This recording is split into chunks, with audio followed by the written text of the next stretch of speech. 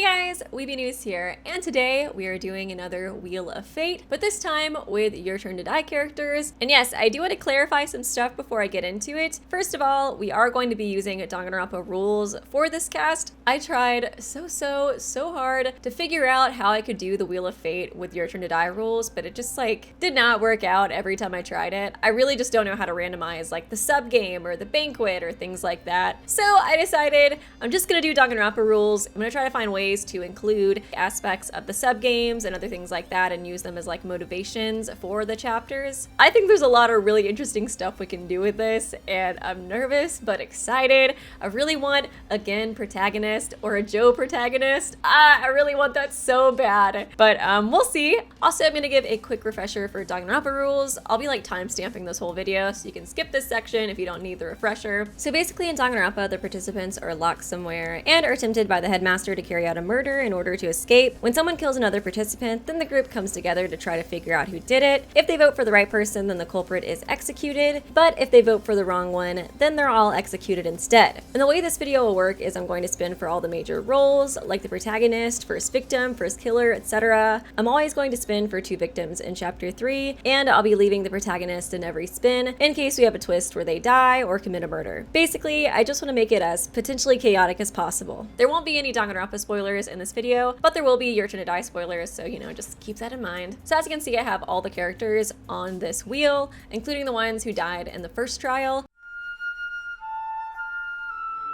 I'm really hoping though that I don't get Hinako as a protagonist. She's literally the only character I don't like out of all these. But yeah, that adds up to about 18 participants, so a little bit more than a normal Danganronpa game, but I figured it's close enough and I'd feel kind of bad taking 2 of them out, But as for the floor masters, I do want to still include them in the game. So basically, instead of having Monokuma in this game, I'm gonna have the floor masters be, the masters of each floor. And so for example, Miley will be the head of the first floor, and I want to try to cater the motives to each floor master's personality. So Miley's will be more sadistic and focus more on how much despair she can cause the participants with her motive. And then a character like Gashi will have a motive that's more calculative for his floor. But yeah, with that all out of the way, I think we're ready to start. Oh my god, I'm so nervous. I'm so freaking nervous. The emotional toll this video is about to take on me. I can already just feel it. Okay, protagonist. Okay, please be anybody but Hinako. I was that's it. No freaking way. No! Yes! I cannot believe this! Oh my god! Get out of here, Midori. Get the freak out of here. Oh my god, we got the best boy as the protagonist. Hell yeah. Hell yeah. Oh my god, that's freaking awesome. I know I was talking a lot about Gen, but I'm totally cool with So. That's the fucking best, baby. So originally I was thinking of using the survival percentages as a motive for a killer, but since we got So right off the bat, I feel it'd be really interesting to get the survival percentages at the very beginning of the game like he does in Your Turn to Die. What better way to start a death game than to show the player that the character they're controlling is literally the least likely to survive. And from Shin's perspective too, now that you're controlling him, you'll know why he changes his personality, and I think you could even get hints as to Midori and who he is. In this version, I was gonna make him the floor master of the 5th floor or the 5th chapter, so it'd be interesting to kind of see just little flashes of him before he appears. I don't think Shin should go in a monologue being and this is So Hiyori, who I'm modeling myself after, and here's all the details about him and how fucked up he was. I was thinking he'll just kind of think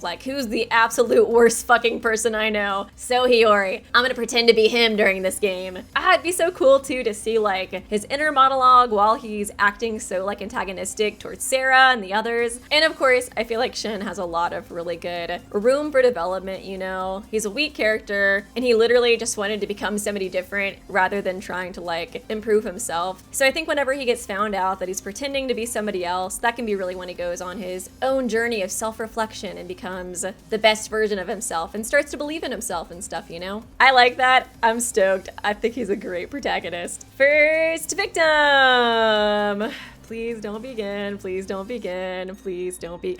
No. Okay. I'm saying don't begin, Wheel. I'm saying don't begin. Okay? That's what I'm trying to say here. Don't make it him while I'm trying to say not to be him. Okay, cool. Okay, it's Hayasaka. Okay, I mean, I don't dislike him, but he's definitely not among my favorites, so I'm okay with seeing you go, Hayasaka. Okay, let's see who killed Hayasaka. Do. Okay, hopefully, let's... No, wait. Oh my god, no. Okay, this is getting so close. Oh my god, Sarah's gone so early. What the fuck, Sarah? Why'd you do that? What is she like the Sarah from that game that Midori was talking about, where she just goes freaking crazy? Why do you kill him, Sarah? I mean, Hayasaka, he's kind of an easy target. He doesn't really seem that strong. I mean, Shin's definitely an easier target. I'd say Hayasaka is probably like the second easiest besides the kids. I guess at least she had enough of a heart to not kill those damn kids. Okay, so we know Sarah has like an evil side that I very well saw since I took the So route. I kind of love the idea of like Sarah shows up and she acts the way she does in Your Turn to Die. She's super sweet, super caring, a really big force when it comes to like surviving and keeping everybody's hopes up. And Miley is the floor master of this floor. And I think, you know, they're gonna butt heads a lot. Once Miley explains the rules and all that, Sarah's gonna be the one like, we'll never follow your rules. She's gonna be like the Kaide, you know, like she's gonna be given the hope speeches and be very like combative against the death game, like in general, basically. And so I'm thinking that since Miley, like I mentioned before, is a character that wants to cause as much despair to the group as possible, she is going to try to manipulate Sarah into doing a killing, because that is like the most despair-inducing thing I feel like for the group as a whole. Having like the person who's giving them the most hope be the one that is literally the first one to become a killer and give in to despair or temptation. And so Miley just kind of wants to break that confidence that they have. She wants to see the despair on their faces as they twist and turn with agony because she's a little psychopath. We do know that Sarah has this like darker side to her personality when Joe's taken away. We hear about this when Midori tells her that in the AI runs of the death game, when she's separated from Joe, she becomes this like horrible psychopathic person. So I'm thinking Miley is already aware of the AI versions of the game that ran before. She knows this girl who's given hope speeches left and right has a really messed up side. So she's trying to think of how to get her to do a killing. And she knows, hey, I gotta separate her from Joe. Since like Sarah's so hope-filled, I feel like she'd be willing to do anything to like help the group, you know what I mean? So maybe like the motive starts out and Miley's like, you guys get no food until somebody kills somebody else, you know? She could just pull like a very simple survival kind of thing. So maybe after like a day or two, when everybody's getting like really on edge and they're all starving and tensions are rising, Miley comes up and she's like, hey, you know, I got a second plan for you guys. You can eat again,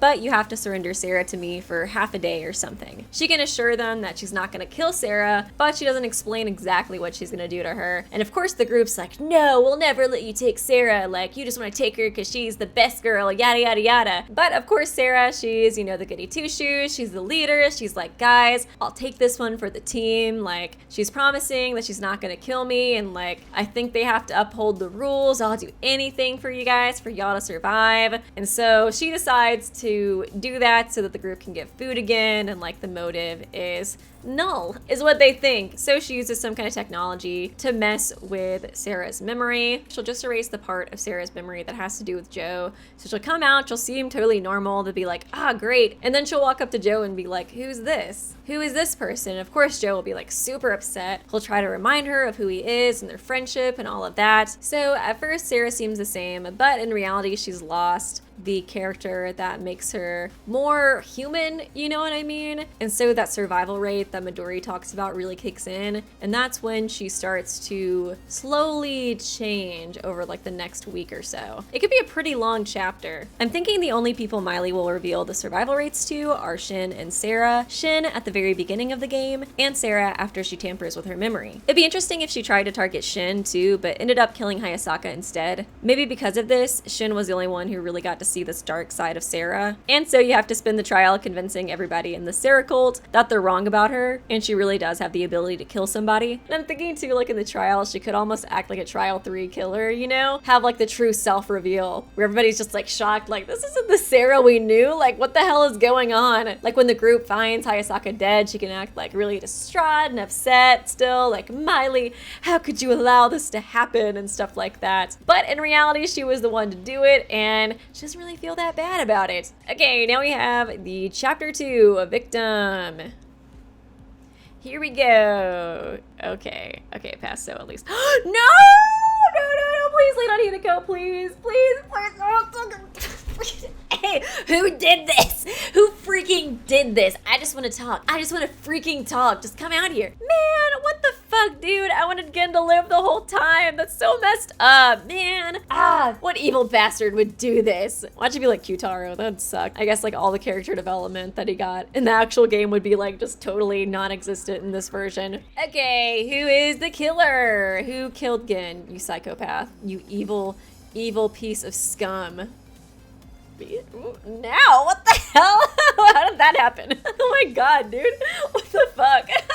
I am unsure how that happened, dude. Oh my god. Okay, so like I said before, Sarah was found to be the culprit in the last chapter, and obviously the group, especially Joe, is going to be in total despair because of this. I think Gen would probably be the second most affected by this. He could have called her like Big Sis Sarah the whole chapter, and he really trusted her and loved her. So he's really upset too about like what happened with Sarah. And before the motive's given out and this chapter really begins, Now is the one to comfort him, and she becomes like his new big sis, you know what I mean? And so that's when this chapter starts. We have Rearranger as the floor master of this chapter, and of course we know that he hates humans, he's super jealous of them, and so I kind of want the whole theme of the chapter to reflect that. And I'm thinking for his motive for this chapter that he creates, it's gonna be kind of similar to what he does in Your Turn to Die. I'm gonna take out the attractions, but I'm gonna leave in the me tokens. You start out with 100 of your own me tokens, and you can buy information about the other participants, but you can't use your own me tokens. You have to use me tokens from other characters. And I'm thinking in this game, he's gonna give them like a certain time frame to use these me tokens, and as a prompt to get them to actually use it, he will say that there's gonna be a punishment for the person who has the most amount of their own me tokens, so they did the least amount of trading. And so in this game, I'm thinking it will be Mishima who did the least amount of trading. He just wants to trust everybody. He's kind of like a grandfather figure over everyone, and so he just didn't really want to get caught up in it, so he's the one who gets punished. So I'm thinking Ranger's gonna capture him, and he's gonna give the participants like a time frame. He's gonna say, hey, if a murder doesn't happen in 2 days, I'm gonna kill Mishima. And they won't have to do a trial necessarily for Mishima, but you know, he's gonna die if you don't kill somebody. And that of course satisfies Ranger's hatred towards humans, since he can actually kill a human. Otherwise he gets to force a murder and watch them suffer, so either way he's happy. And of course the group isn't just gonna be like, yeah, deuces Mishima, we're just gonna let you die, like whatever. They're gonna try to find like ways to escape the killing game. In the meantime, they're gonna be like, no Mishima, you're not gonna die, we're gonna figure out an exit, yeah. And so now at first she's like, okay, like we're gonna figure something out, we're gonna save Mishima, everything's gonna be okay, I'm gonna hold on to hope. But then as the deadline gets closer and closer, she starts to get more emotional, she starts to get more erratic, she starts to kind of like blow up on people, like you guys aren't even trying to save him, and yada yada yada, things like that. And so she decides that she's going to take her own life in order to save Mishima, because you know, he's just somebody that she loves so much. And she decides to try to do it at night or something like that when she thinks nobody's gonna come into her room and see it happen. She's planning on leaving a suicide note so that they know that her intention is just to swap her life for Mishima. She's not trying to trick them or make them go through like the pain of a class trial. And so I'm thinking on the night that she plans to do it, Gen is going to look for her. Like I said before, they got really close, and now he's worried about her since she's been acting out. So he just really wanted to check on her and make sure she's okay. And so he goes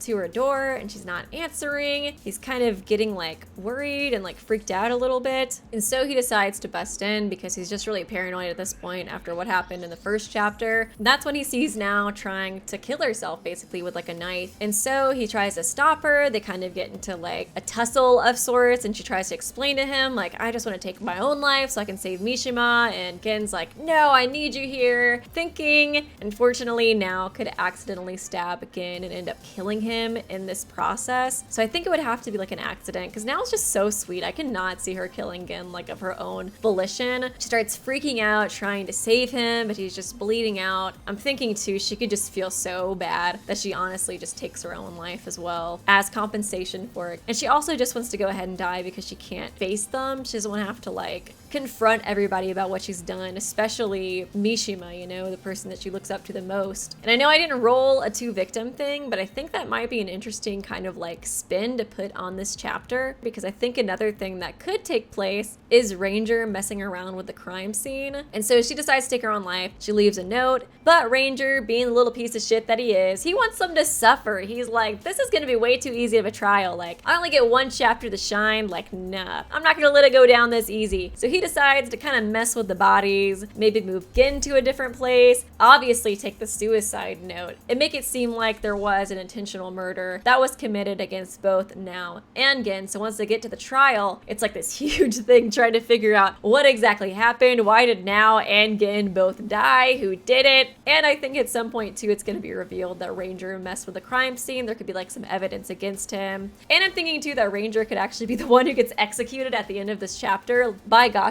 actually for going against the killing game rules. So you still get an execution for this chapter. Like I said, it might be a little bit of cheating to have Now die too before the trial, but I think it's kind of an interesting way to go about this, especially since I think it fits Ranger's personality to mess with the crime scene. So that is my scenario for chapter 2. And so that means we are at chapter 3, which means 2 victims this time. So let's go ahead and roll. Victim number 1. Okay. No! Wait, stop it. No. God dang it, this is the second time I've lost a protagonist in chapter 3, dude. No! Oh, God. I guess that's it for So, huh? I'm so sick of this chapter 3 bullshit. It's fine. Why do I even allow this to happen? I'll leave you like that. I'll leave you like that for this chapter, now that you're freaking dead. Okay, I'm just gonna do what I did last time this happened. I'm just gonna go ahead and roll for a new protagonist, because it's like, you gotta switch to somebody right after he dies, you know what I mean? And so, I'm just gonna pray that whoever I switch to doesn't end up dying next, because that would be so stupid. Okay, who's the new protagonist? Who's the new protagonist?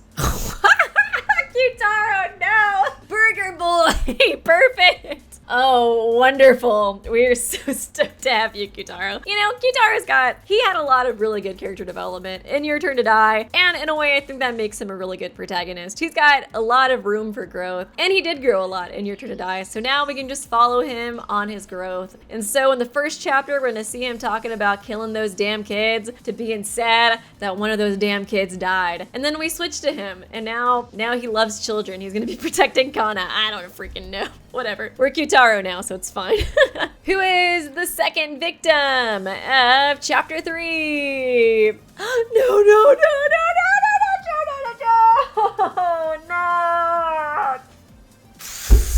Oh, God dang it, why? Why does it have to be 2 of my favorite characters in one freaking chapter? One of them was the protagonist, too. This is such bullcrap, dude. I was really hoping that this, like, would be the time where Joe could live, you know, because he deserves so much. He deserves so much more than what he was given. The wheel just said, no, you don't deserve it, Weeby. Joe doesn't deserve it. This is an anti-Joe wheel. This wheel's probably a Midori stan. Fuck you, wheel. Hate you, wheel. Man, what a terrible chapter. I hate this chapter so much. Killing off Shin and killing off Joe. God freaking dang it. Okay, that's fine. It's fine.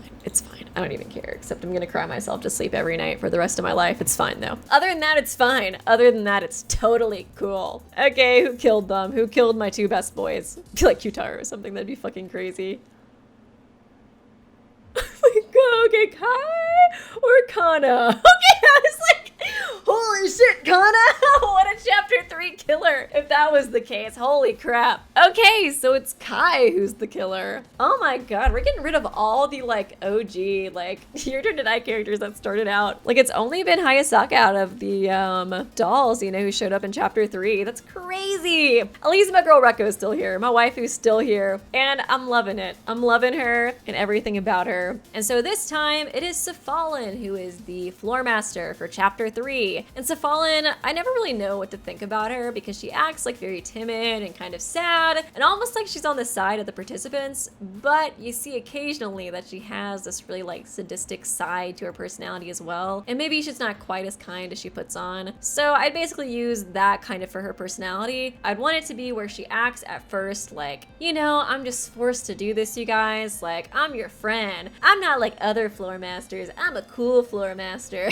You know what I mean? And so she acts like she doesn't want to give them the motive when she does. But then by the end of the chapter, you realize that she actually did really enjoy seeing them suffer and things like that. And it could even be implied that she is just as evil, if not worse, than the other floor masters, since she's able to incite a double murder. So basically, I'm thinking the new motive is to Fallen will show them the dolls, the perfect recreations of the participants who have died so far. And basically the motive is, if you kill somebody this chapter and you get away with it, then you get a doll with the memory of whoever you want implanted inside the doll. So like for Kai or Joe, they could have Sarah's doll implanted with her memory. For Mishima, he could get a doll of Now with her memory implanted, stuff like that. So basically, that is the reward if you kill somebody. You know, a lot of people at this point, they're pushed to the edge of despair. They really miss Sarah, they really miss Now. They're really upset about Gin dying too. Like, it's rough out here, okay? Except for Hayasaka, nobody really cares about him.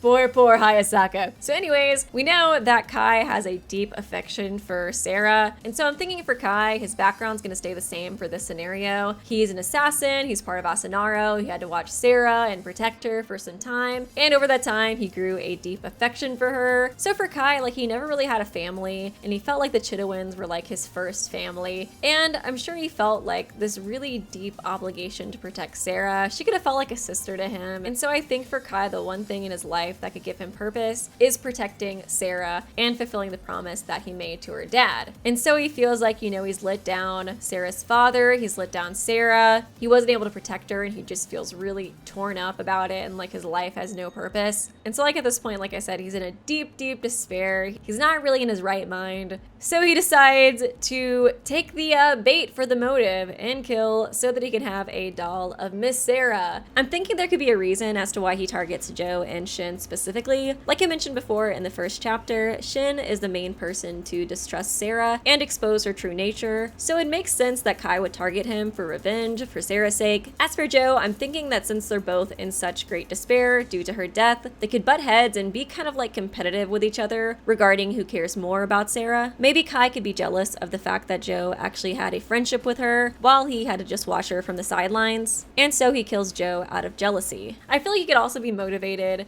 to have a doll so he could like bring Sarah home to like her father, because like I said, I feel like he has a really close bond with him too, and so he might feel like really guilty for allowing her to die, and so he might think that in some way the doll can be compensation. Like I said, he's not really thinking straight at this point, so we're just gonna go with that. Okay, so we're at chapter 4. Oh no, that's usually when the buff character dies, and we're the buff character. Oh no, this isn't gonna be good, is it? Okay, let's go ahead and get into it. Who is the victim of chapter 4? Let's see. Up. No, is it gonna be Kana? Oh, but she's so cute. Why are we killing all the damn kids in this game? This is not what I wanted, okay? God freaking dang it. Is this real Q-taro that killed Gin? And they killed Kana. And they made Q-taro the protagonist. I'm starting to wonder. Q-taro wheel. Okay. Who killed Kana? Psychopathic piece of crap. I hate you. Whoever you are, I freaking hate you. Unless it's Rekko, I still love you, baby. No! No! No! That was the one consolation I had, was that the best girl was living. This is so against her character. I can't even think of a way that this would happen. Oh my god! Why? Why, Rekko? Why? Oh my god, I hate this. I couldn't save her again. I keep trying to save her, but every time she dies. So like I said, Shin dies in the last chapter, and maybe like during the trial, it can be revealed somehow that Shin and Kana are siblings. Oh yeah, shit. I guess Kugi was supposed to be in here too. Rip. I totally forgot that she was a participant. I'm not gonna lie. I just remember her as Kana's dead sister, okay? So sue me, okay? Sorry, Kugi. We're gonna say that she died and somehow Kana felt like it was her fault. So Kana still has like similar feelings of like regret and anxiousness and things like that. Maybe like Kugi sacrifices herself for Kana or something like that. And it's just just like very fresh, like right before the death game happened. So something that still really is like affecting her a lot. At some point, Kana finds out that So is her biological brother, and she finds out, you know, that he died. She wasn't able to protect him at all. And like I said, she lost Kugi before the death game started, since Kugi decided to sacrifice herself for Kana. And so Kana feels like super distraught after this. And I think her and Reko will be close in this game. It's gonna be like a very like sisterly relationship. Reko's gonna kind of like take her under her wing, and she's gonna comfort her and be like, Kana, I am always gonna be here for you. Don't worry about it. And so Gashu is the floor master for this chapter. And so I'm thinking the motive for this can just be like an item is given to each of the players. Some are good, some are bad. So like for example, Alice is gonna get the bongos that Reko loves, but for other characters, they're gonna get something not so nice. So for example, I'm thinking Kana can get a video of her family. And at first she thinks this is gonna be great. I haven't seen them in so long. Like, I just wanna see my adoptive parents. I miss them so much. But the video isn't a message that they recorded specifically for her. It's like a video that was recorded in secret, and it's of them just talking really bad about Kana. They're talking about how they blame her for Kugi's death and how they're so upset that their fake daughter was the reason that the real daughter, the one that they actually have like blood relation to, died. And so Kana is just gonna be freaking out. She just feels like I said, she already blames herself for Kugi's death. So now it's just gonna be like more cemented in her that it's her fault that Kugi died. And she's gonna feel like she just has like no place in the world. The only person she knows that she has blood relation to is Shin, and he died last chapter. She wasn't able to protect him. She lost her family. And right now, the only person she really feels like she has is Reko. And so like I said, Alice is gonna get the bongos that Reko cherishes, so he's able to give them to her and they can bond. That seems perfectly great. Like there's no underside to that, right? And as for Reko, she could get evidence like video surveillance or something showing that Alice did not in fact kill So Hiyori. And so it's just like this beautiful moment between them. Reko realizes that, hey, Alice didn't actually kill anybody. She just thought that he did. And so she apologizes, and he has the bongos that he gave her before, and he can give them to her again. And it's just like all really sweet. They're able to bond and kind of like repair the relationship that they had, you know what I mean? But although this is great for them, it's really terrible for Kana. She's very upset. Like this whole like family issue is just very sensitive for her. And Reko, who could have been previously telling her like blood relation means nothing, like you don't have to worry about that. What really matters is like people who care about you and stuff like that. She could see her now like rekindling things with Alice and them spending a lot of time together and kind of feeling like she's kind of like left in the dust. She's just like abandoned. But I'm thinking that she could get really jealous of Reko and Alice. She just feels alone in this world. She has nobody. The one person she thought she had is abandoning her for someone with blood relations. And so Kana starts to believe that Reko is gonna hate her just like how her adoptive parents hate her. Maybe she thinks that Reko will blame her for Shin's death or other things like that. And she's just slowly but surely starting to lose it. And so I'm thinking that she is going to attempt to kill Alice in a fit of jealousy. I know Kana's very sweet. I'm just gonna say she's not in the right mind. She's just gone through so much trauma, and the only person she really feels like she has to rely on is Reko. So she decides to try to kill Alice. And I'm thinking Reko can run into the situation, and she tries to protect Alice, but in self-defense, she ends up killing Kana. And I'm thinking it'll mostly be an accident that she killed Kana. And then for the trial, I'm thinking that both Alice and Reko are gonna try to protect each other, and it's just gonna be like really sad now that I think about it. So Reko is just gonna come out and say like, I killed Kana, like it's my fault. But Alice is gonna come out and say, no, I'm the one who killed Kana, it's my fault, because Alice wants Reko to live and Reko wants Alice to live. So they're like trying to like talk against each other's points. I feel like the trial would be so sad too, seeing them both defend each other. Like these two siblings that just like had so much like resentment and tension before, they finally make things up, and then this happens to them. They're like forcibly split apart, and having to see them like both defend each other and try to save each other, like it's so sad, especially when you find out that Reko didn't actually mean to kill Kana. Okay, so we are at chapter 5. So who is the victim for chapter 5? Oh man. Oh, wait. Kurumada. Sad. I like him. He's so sweet. Who took down Kurumada now that I think about it? It's probably gonna be somebody like Hinako, you know? Somebody where I'm like, how did that happen? Who killed Kurumada? Oh, wait. Mishima? What? What the hell? Oh my god, this game is so stupid.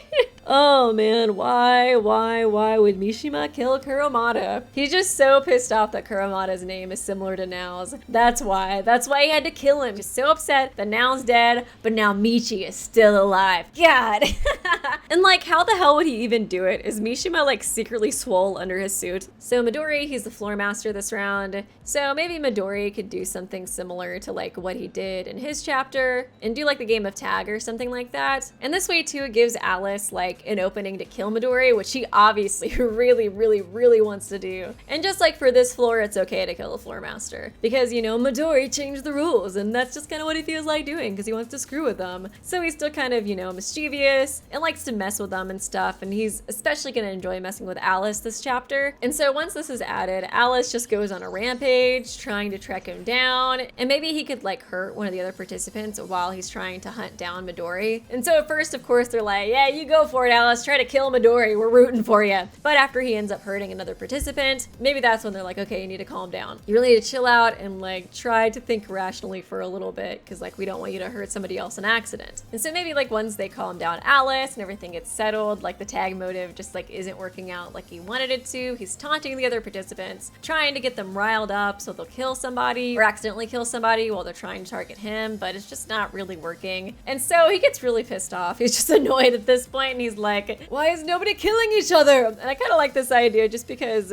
I don't know, it's kind of nice to see Midori suffer even a little bit, even just a little bit, you know? See him just like all like huffing and puffing like, why isn't my plan working? I'm supposed to be the ultimate badass. What the heck? And so he decides to threaten Mishima and basically he says that like, hey, all the kids in your art class are going to be killed if you don't kill somebody in this game. And yeah, basically he could show footage of them being captured or something like that just to convince Mishima that yeah, you know, he actually does have the power to kill them. And that's what gets Mishima to kill somebody. And that is all I can think of for this scenario. I'm sorry. I know it's not as well thought out as the other ones, but that's just like the only thing I can really think of. Who is the mastermind? Ah! What, Anzu? No way. Oh my god. Oh my god. What the heck? What a perfect mastermind. Nobody will see that one coming. Anzu, she comes off as so like airheaded and cute, you know? It's just not the person you would think to be the mastermind. So in that way, it'd be a pretty good twist. You would never expect her. And so in this AU, I'm going to say that Anzu is the leader of Asunaro and the one who put them all in this twisted death game. But why? Weeby, how does that make sense? Well, to be honest, I think Anzu is really the mastermind behind Your Turn to Die, and I have indisputable proof. Just look at the name Asunaro. You'll see it has a double meaning. So if you take these letters and you move them around like this and a little bit like this, as you can see, it spells Anzu with an arrow pointing to her. And if that's not enough proof for you, take a look at this. What do you think Asunaro stands for? Well, I'll tell you. Anzu, Satsuki, use, Nankadai, and really put the others in a killing game. Wow. This is what it stands for. It's so obvious. And yes, it's true. Satsuki from Danganronpa Another, she is the 19th student in this game, lying hidden somewhere in this school. The one they call the Ultimate Despair. Watch out for her. And the reason these Despair sisters are clowns are because clowns are meant to bring joy to children, but instead they bring fear and despair. And these sisters,